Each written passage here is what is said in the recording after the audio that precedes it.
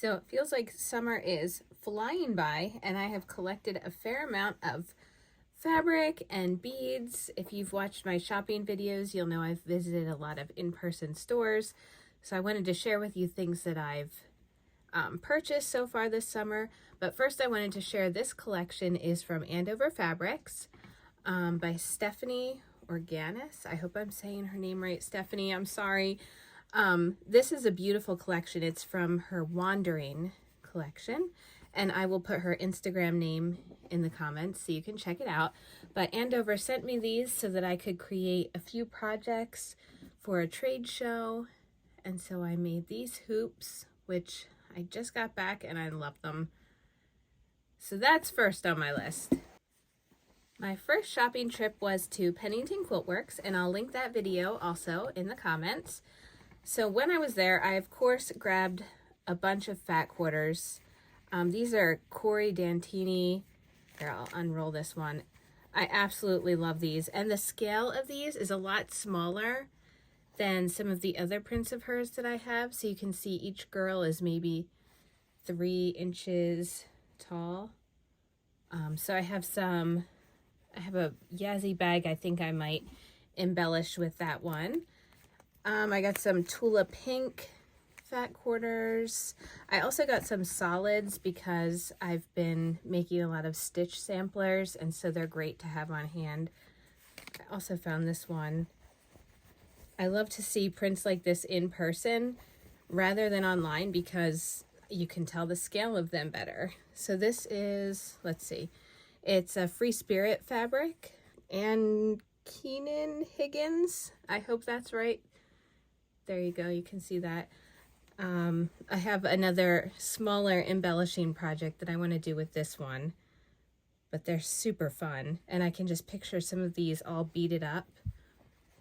So those were the fat quarters, and then I don't often buy larger cuts of fabrics because the projects that I do are a lot smaller, but I couldn't resist some of these. I got half-yard cuts of some of the Marcia Durst. I think this is one of those too. Yeah. Again, I think I'm going to do different stitch samplers or some encrusted embroidery projects with those. The colors are just so much fun. And then this one, I mean, the Tula butterflies are really fun. They're also a smaller scale. They're not like a huge print. So I think I might actually do some applique cutting these out. And I thought this would make a really cool background for a project. So those are my Pennington Quilt Works purchases. So after that, I went to Alby Beading in Bethlehem, PA. And I'll link that video too. Much smaller packages than the fabric, but really fun. Just really great shapes that you can't find just everywhere. A lot of squares, these flowers. I hope you can see with the glare of the light. I really like those. Those are check beads. And then I also loved, these are like they're kind of like a diamond shape, a triangle shape, not diamond, triangle shape, but they're shades of like purples and golds. So again, I don't really know what I'm doing with any of these. Some more flowers. And then lots of bugle beads because I love using bugle beads, and it's harder to find these really long ones, but they had lots of them. So whenever I stumble on those, I pick them up because, like right here, they're just great to have on hand. So I got lots of stuff for my stash. These are some fun, they're laser cut squares. Again, I don't have a project in mind for them, but when I see something really cool like that, I just get it and tuck it aside, and then I have it for a future project. So then I went to Stitch Central, also in PA. How adorable is this stitch It has just a little clip so I can put it on one of my Yazzie bag zippers.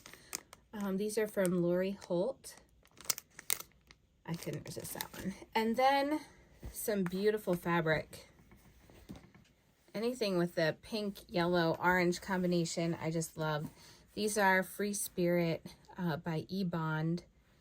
So I got this one and also this one in shades of green. I love, it looks very naturey, leaves.